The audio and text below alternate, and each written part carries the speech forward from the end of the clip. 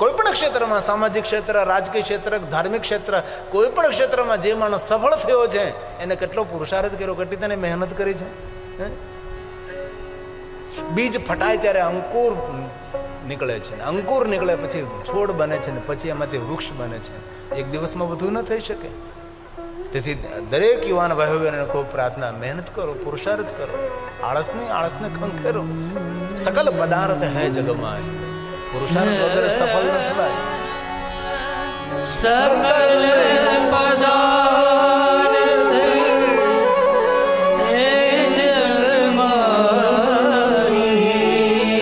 એક વાત કાન ખોલીને યાદ રાખજો,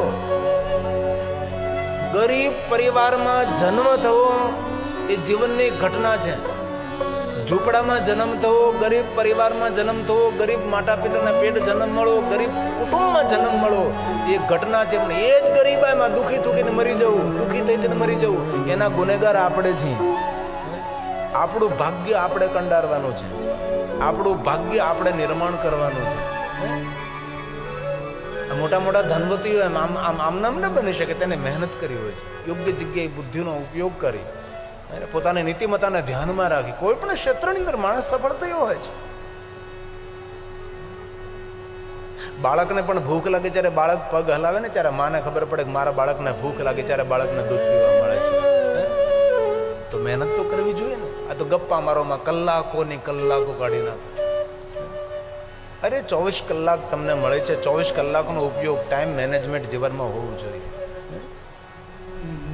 આ તુલસીએ કહ્યું કર્મ પ્રધાન સકલ પદાર્થ હે જગમાઈ. કર્મહીન નર પાવત નાઈ. સુતેલા રહો તો ભાગ્ય પણ સુતેલું રહેશે. તેથી પુરુષાર્થ કરો, મહેનત કરો. અમારા બ્રહ્મલીન ડોંગરીજી બાપા કહેતા હતા, કોઈના ઘરનું પાણી પીએ ને તો 1 માળા કરવી તેના ઘરના નામની. કોઈના ઘરનું ભોજન કરીએ તો 10 માળા કરવી. કોઈના દાણા ભંડારા ખાઈએ તો સાંજે 100 માળા કરવી. ત્યારે તેના ઋણમાંથી મુક્ત થઈએ આપણે. એટલે જે માણસ પુરુષાર્થ નથી કરતો, કામ નથી કરતો, તેની અપેક્ષાઓ પૂરી નથી થતી. કર્મહીન કર્મહીન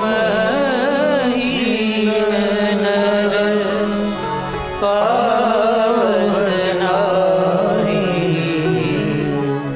કર્મહીન નર પાવત નાઈ. શ્રી રામ શ્રી રામ શ્રી રામ જય રામ જય જય રામ. શ્રી રામ જય રામ જય જય રામ. શ્રી રામ જય રામ જય જય રામ. શ્રી રામ જય રામ જય જય રામ. બોલીએ સાથ में. શ્રી રામ જય રામ જય જય રામ. શ્રી રામ જય રામ જય જય રામ. નમઃ શિવાય નમઃ શિવાય. હર હર બોલે નમઃ શિવાય. નમઃ શિવાય નમઃ શિવાય. હર હર બોલે નમઃ શિવાય. હર હર બોલે નમઃ શિવાય. હર હર બોલે નમઃ શિવાય. લિંગોત્પત્તિ શ્રુતા શુભા શ્રુત્વા યસ્યાહ પઢેન. જે કોઈ કથા સાંભળે છે, લિંગોત્પત્તિ શ્રુતા શુભા, તેનું શુભ થશે, તેનું મંગલ થશે. શ્રુત્વા યસ્યાહ પ્રભાવેન દુઃખ નાશો ભવેત. એ મનુષ્ય પોતાના જીવનના દુઃખોમાંથી મુક્ત રહેશે. આ કથાનું મહાત્મ્ય છે.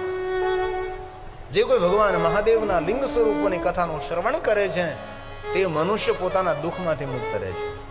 કારણ કે કથા મહાત્મા એવું, કથા શ્રવણ કરવાનો મહિમા શું છે ભાઈ? તો શિવ મહાપડ ગ્રંથની અંદર લિંગાવલીનો ખૂબ મહિમા છે. સ્વયંભૂ શિવલિંગ છે, ધરતીમાંથી આપ મળે જે શિવલિંગ પ્રગટ થાય, સ્વયંભૂ શિવલિંગનો મહિમા અદ્ભુત. ઉપલિંગનો મહિમા, જ્યોતિર્લિંગનો મહિમા, સ્થાપિત શિવલિંગ, સાધુ સંત મહાપુરુષો દ્વારા જે શિવલિંગની સ્થાપના કરવામાં આવે તેને સ્થાપિત શિવલિંગ કહેવાય છે. પૂરી લિંગાવલી છે. સ્થાપિત શિવલિંગ, ચર શિવલિંગ, બિંદુ લિંગ, ગુરુ લિંગ, પાષાણ લિંગ, બાણ લિંગ, સ્ફટિક લિંગ, સુગંધી લિંગ, પુષ્પલિંગ, ઔગધુમ લિંગ, પારદ લિંગ, બાલુકાલિંગ, રસલિંગ, સુવર્ણલિંગ, રજતલિંગ, તામ્રલિંગ, રત્નન, દીપલિંગ, જ્યોતિલિંગ, ચલિત ઘરમાં જે શિવલિંગ રાખે તેને ચલિત શિવલિંગ કહેવાય. આત્મલિંગ અને પાર્થેશ્વર મહાદેવનો મહિમા અદ્ભુત છે. મહાદેવના ભક્તોએ માટીમાંથી શિવલિંગો નિર્માણ કરવા, જીવનને દરેક કામના પૂર્તિ કરવા માટે પાર્થેશ્વર મહાદેવની પૂજાની પરંપરા છે. પવિત્ર જગ્યાએથી માટી લાવી કચરા કચરાઓ સાફ કરી શુદ્ધ જલ મિશ્રિત કરી સુંદર એક શિવલિંગ બનાવવું, નીચે સુંદર પીઠ બનાવી ભગવાનનું આહ્વાન કરવું અને પંચાક્ષર મંત્રથી ભગવાન શિવની પૂજા કરવી. વેદોક્ત મંત્ર આપણને કંઠસ્થ ન હોય તો જે વેદને ભણેલા હોય, કર્મકાંડ પૂજા અર્ચનને જાણનારા વિદ્વાન બ્રાહ્મણ હોય અને મહાદેવના ભક્ત બ્રાહ્મણ હોય તેવા બ્રાહ્મણને આમંત્રિત કરી અને ભગવાન મહાદેવના પાર્થેશ્વરની પૂજા કરવી.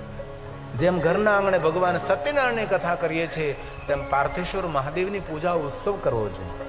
આંગણે આંગણે ભગવાન સત્યનારાયણની કથાઓ થાય છે, પણ ભાગ્યે જ કોઈનું આંગણ હોય કે જેના આંગણે પાર્થેશ્વર મહાદેવ પૂજા ઉત્સવ થઈ શકે છે. માટીમાંથી શિવલિંગો નિર્માણ કરવા, એક શિવલિંગથી લઈને 10 કરોડ શિવલિંગનો મહિમા શિવપુરાણ ગ્રંથમાં બતાવ્યો છે. કેવી કામનાઓની પૂર્તિ કરવા માટે કેટલા શિવલિંગોની પૂજા કરવી એનો મહિમા શિવ મહાપડ ગ્રંથની અંદર છે.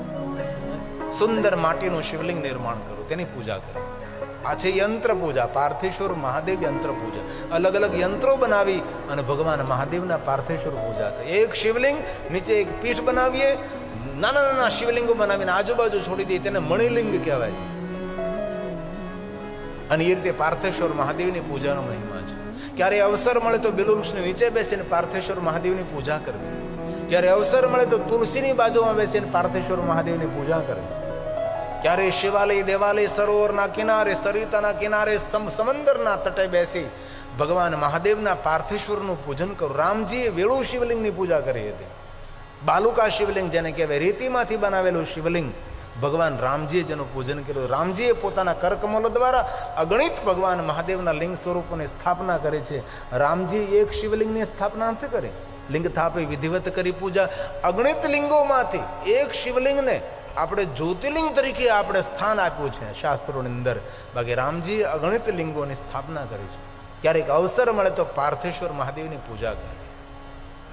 રોગમાંથી, શોકમાંથી મુક્તિ પ્રાપ્ત થાય, કલેશમાંથી માણસ મુક્ત બને છે. તેથી વિશેષ પ્રકારે જે જાણકાર વિદ્વાન બ્રાહ્મણો હોય, જે ભણેલા બ્રાહ્મણો હોય, એવા ભણેલા બ્રાહ્મણોને આમંત્રિત કરી અને પાર્થેશ્વર મહાદેવની પૂજા કરો. અને જ્યારે પાર્થેશ્વર મહાદેવની પૂજા કરો છો ત્યારે રાગ, દ્વેષ, ઈર્ષા, કોઈની નિંદા ન કરી પાર્થેશ્વર મહાદેવની પૂજા કરતા મનને શાંત રાખવાનું છે. થોડીક પણ કોઈની નબળી વાત ન થઈ જાય એની કાળજી રાખવી. સંપૂર્ણ મન શિવમાં સ્થિર કરવાનું છે. જે આવ્યા હોય પૂજા કરાવવા માટે પૂજા કરતા દરેકે પોતાનું મન શિવમાં લગાડવું. આવી રીતે પાર્થેશ્વર મહાદેવની પૂજા કરવાથી દરેક કામના, દરેક મનોકામના પૂર્ણ થાય છે. દશરથજીને પુત્ર નહીં હતા. દશરથજીએ ગુરુ વશિષ્ઠ મહારાજને કહ્યું કે ગુરુજી મને કાંઈ માર્ગદર્શન કરો, શું કરું હું? ત્યારે ગુરુ વશિષ્ઠ મહારાજે રાજા દશરથજીને પાર્થેશ્વર મહાદેવજીની પૂજાનું વિધાન દેખાડ્યું અને રાજા દશરથે પાર્થેશ્વર મહાદેવની પૂજા કરી. શૃંગી ઋષિએ માતા કૌશલ્યાને કહ્યું, માતા સુમિત્રાને કહ્યું, માતા કૈકેયીને કહ્યું, સૌ ભેગા મળી પાર્થેશ્વર મહાદેવની પૂજા કરી અને સ્વયં ભગવાન પ્રગટ થયા એમને આંગણે. દ્વારકાધીશે પાર્થેશ્વર મહાદેવની પૂજા કરી છે.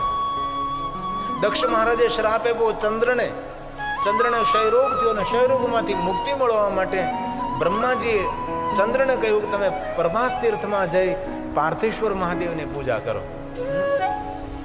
તેથી ચંદ્ર મહારાજે પાર્થેશ્વર મહાદેવની પૂજા કરી. રોગમાંથી મુક્તિ મળે, શોકમાંથી મુક્તિ મળે તો ત્યારે અવસર મળે તો પાર્થેશ્વર મહાદેવની પૂજા કરો. જે મનુષ્ય માટીના શિવલિંગનું નિર્માણ કરીને પાર્થેશ્વર મહાદેવની પૂજા કરે છે, અપમૃત્યુ હરમ, કાલ મૃત્યુ હરમ. અનેક એવા મહાદેવના ભક્તોને જોયા છે પાર્થેશ્વર મહાદેવની પૂજા કરે છે. ક્યારેક પાર્થેશ્વર મહાદેવ ઉત્સવ કરીએ આપણે આપણા ઘરની અંદર પાર્થેશ્વર મહાદેવ નિર્માણ કરી અને જે મહાદેવના પરમ ભક્ત વિદ્વાન બ્રાહ્મણ હોય તેને આમંત્રિત કરીએ અને વિધિવત ભગવાન પાર્થેશ્વરની પૂજા કરીએ. સગા કુટુંબને ભેગા કરી તેને ભોજન કરાવીએ, બાલિકાને ભોજન કરાવીએ, બટુક ભોજન કરાવીએ, બ્રહ્મ ભોજન કરાવીએ, સંત ભોજન, સજ્જન ભોજન, શિવરતમ ભોજ્યેસ્તુ, મહાદેવના ભક્તોને ભોજન કરાવીએ.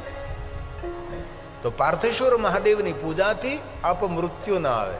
ભગવાન મહર્ષિ વ્યાસ બોલે છે, અપમૃત્યુ હરમ કાલ મૃત્યુર્શ્રાપી વિનાશનમ. ક્યારે આવી રીતે સમંદરના કિનારે જાઓ, ટેલિવિઝનમાં જોવો, આવી રીતે ક્યારે સમંદરના કિનારે જાઓ તો વેળુમાંથી શિવલિંગ બનાવો, જેને બાલુકા શિવલિંગ કહેવાય છે. આવી રીતે સમંદરના કિનારે ભગવાનની પૂજા કરવી, તેનો અદ્ભુત મહિમા છે. ત્યારે કોઈ સરોવર કિનારે ગયા, સમંદર કિનારે ગયા, અને એટલું સરળ પૂજન છે આ.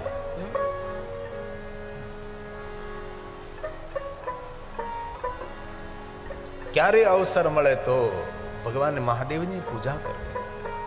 આ શ્લોક શિવ મહાપણ, મેં તો તમને અલ્પ વાત બહુ સંક્ષિપ્તીકરણ કરીને તમને બતાવું છું, બાકી શિવ મહાપણ ગ્રંથમાં બહુ વિસ્તાર છે. ભગવાન કહે છે, અપમૃત્યુ હરમ કાલ મૃત્યુર્શ્રાપી વિનાશનમ. અરે કોઈ શ્રાપ આપ્યો હોય તો શ્રાપમાંથી મુક્તિ મેળવી હોય તો પાર્થેશ્વર મહાદેવની પૂજા કરો. શ્રાપમાંથી મુક્ત બે જ કરી શકે છે.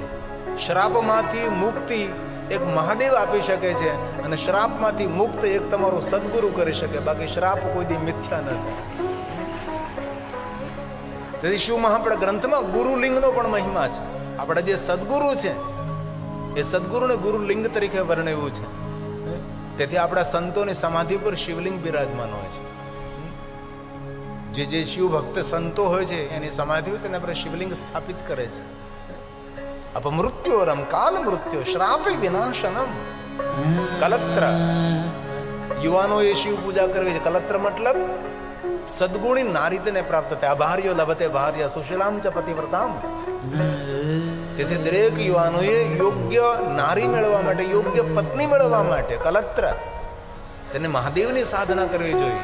પુત્ર પૌત્રની અપેક્ષા માટે ભગવાન મહાદેવની ઉપાસના કરવી જોઈએ. શિવ મહાપણ ગ્રંથ કહે છે, સદ્ય કલત્ર પુત્રાદિ ધન ધાન્ય પ્રદમ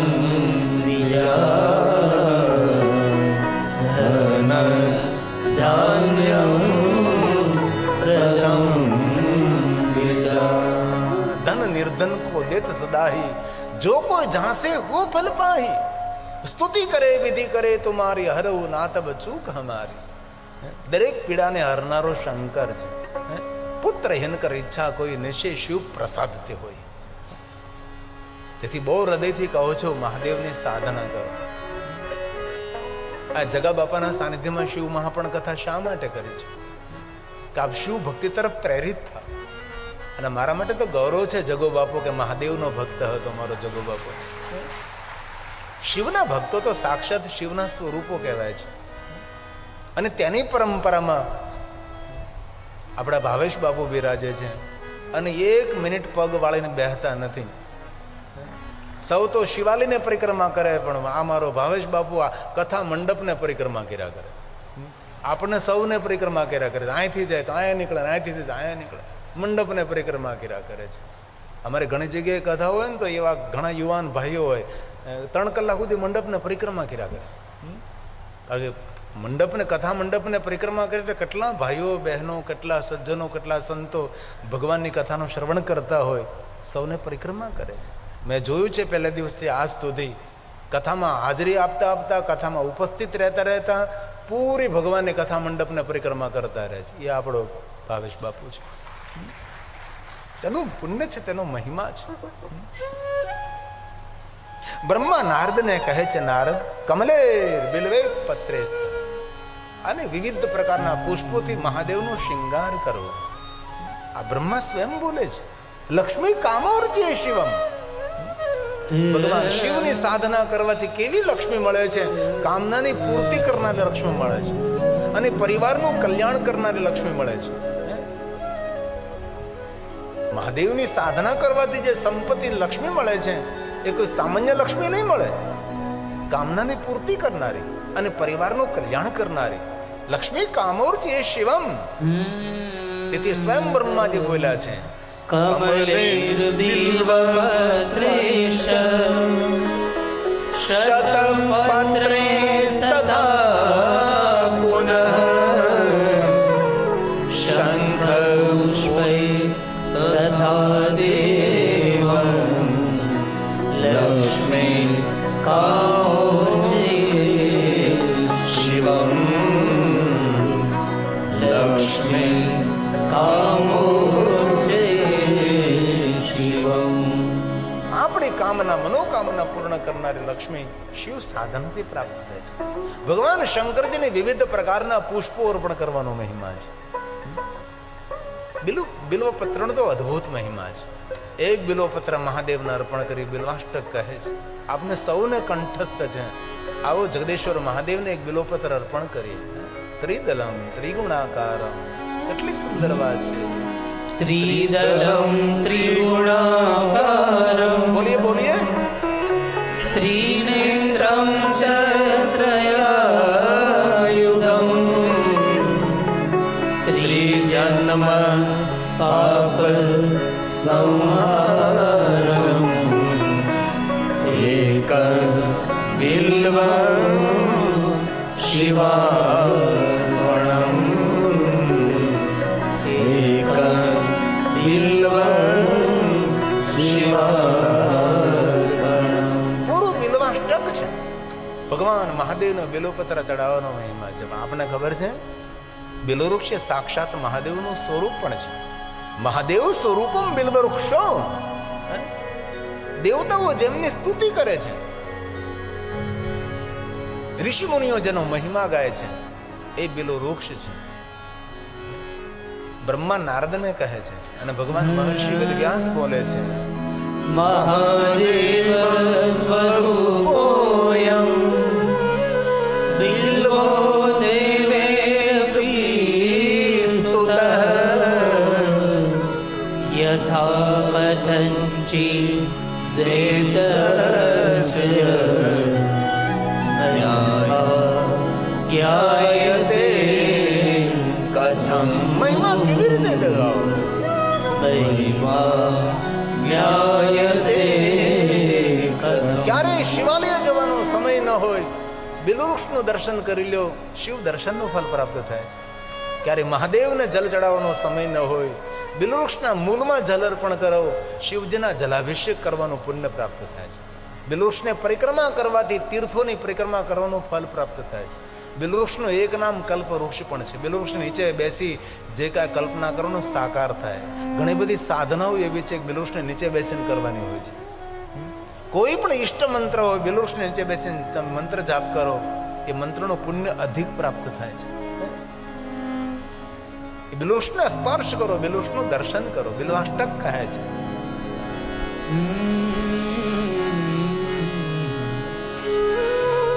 સ્પર્શનમ બિલ્વવૃક્ષસ્ય વૃક્ષને સ્પર્શ કરો.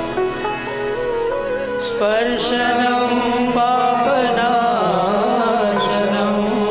કારણ કયું? કારણ એ મૂળ તો બ્રહ્મ રૂપે, મધ્ય તો વિષ્ણુ રૂપે, આગળ તો શિવ રૂપે.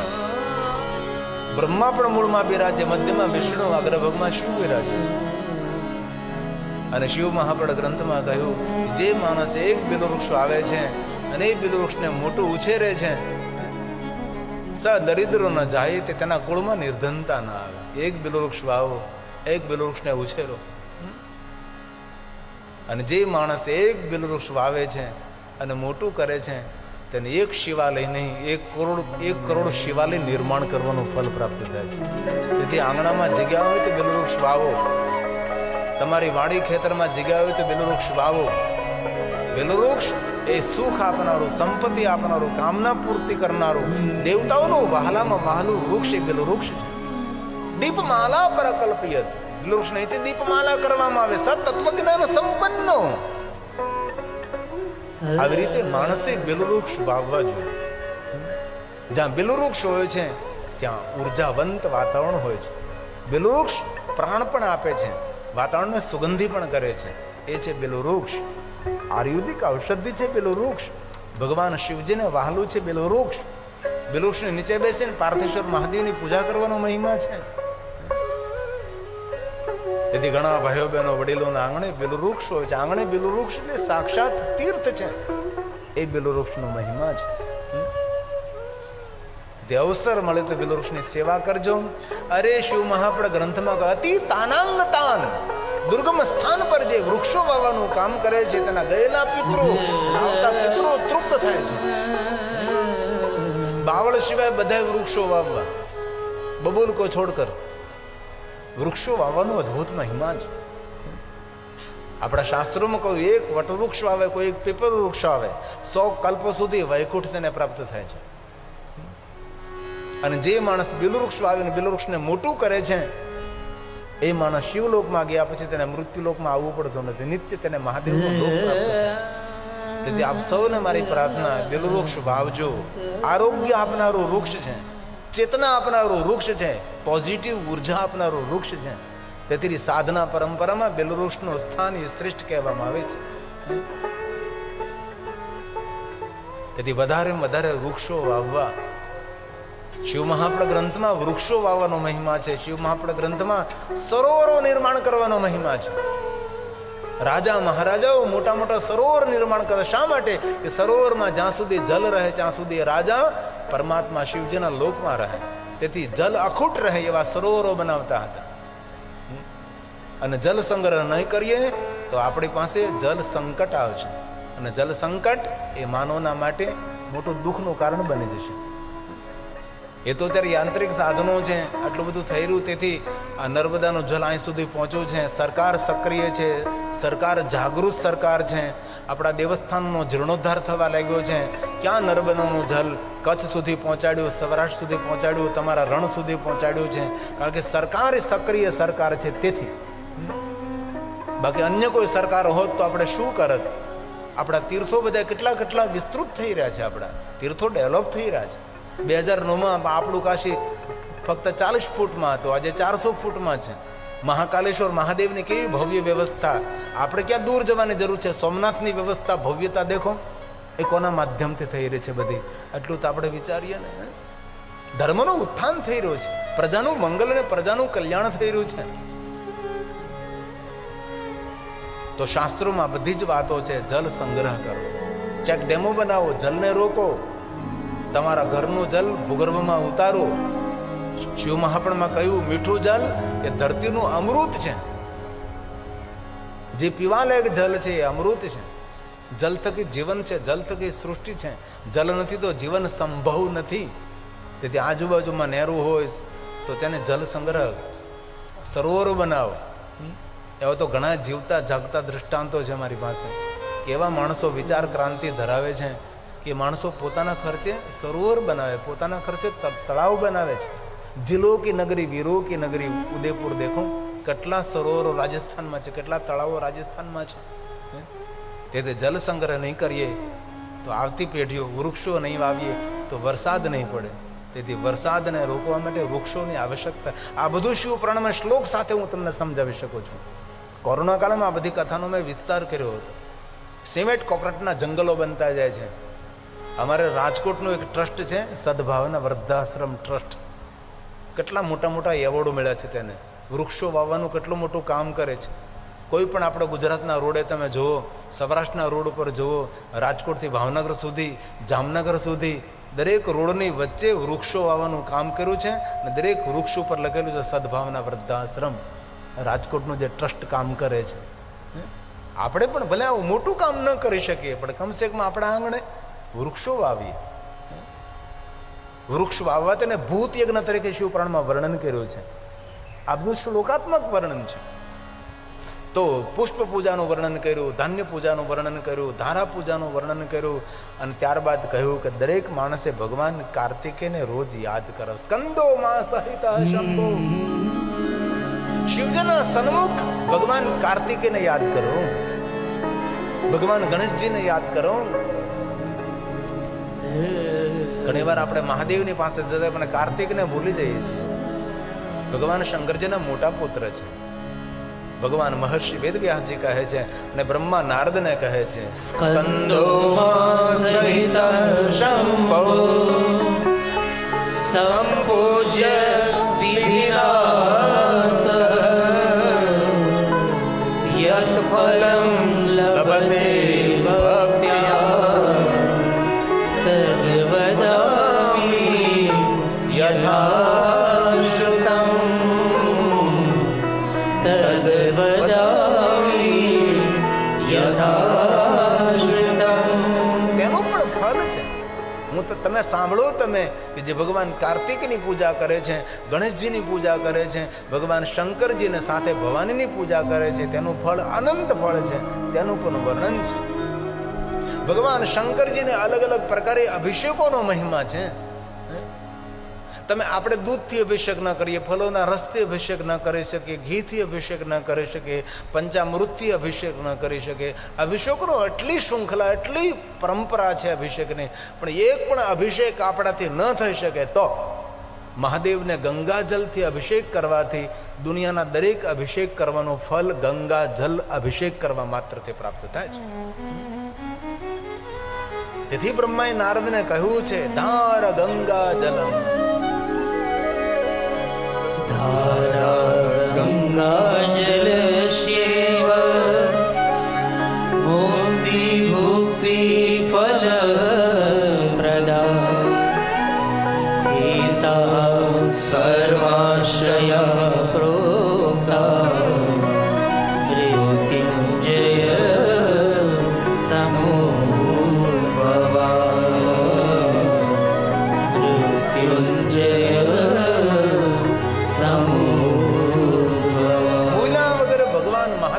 સન્મુખ જાઓ ત્યારે કાલભૈરવને યાદ કરજો.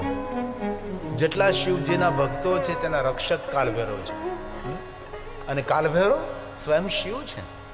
દેવરાજ ઇન્દ્ર જેના ચરણની સેવા કરે છે એ કાલભૈરવ છે. કાલભૈરવ કોઈ સામાન્ય દેવતા નથી. પણ ઘણા લોકોએ કાલભૈરવને એ રીતે સમાજમાં પ્રદર્શિત કર્યા, લોકો તેનાથી દૂર ભાગ્યા, કાલભૈરવને ભૂલવા લાગ્યા. જ્યાં જ્યાં શિવસ્થાન છે તે કાલભૈરવજી છે. દેવરાજ ઇન્દ્ર જેના ચરણની સેવા કરે છે, દેવતાઓ જેની નિરંતર સ્તુતિ કરે છે, નારદ આદિ મુનિઓ જેના ગુણગાન કરે છે, એ ભગવાન કાલભૈરવ છે. કાલભૈરવનો મહિમા કોણે ગાયો? વિષ્ણુ ભગવાને. જ્યારે બ્રહ્માજીના મસ્તકનું છેદન કર્યું, બ્રહ્માજીને દંડ મળ્યો, ત્યારે કાલભૈરવજીને બ્રહ્મત્યા લાગી તો બ્રહ્મત્યાથી મુક્તિ મેળવવા માટે કાલભૈરવજી ભટકતા હતા અને વૈકુંઠ લોકમાં જાય છે. અને કાલભૈરવને આવતા જોઈને ભગવાન શ્રી હરિ, ભગવાન વિષ્ણુજી લક્ષ્મીજીને કાલભૈરવનો મહિમા સમજાવે છે.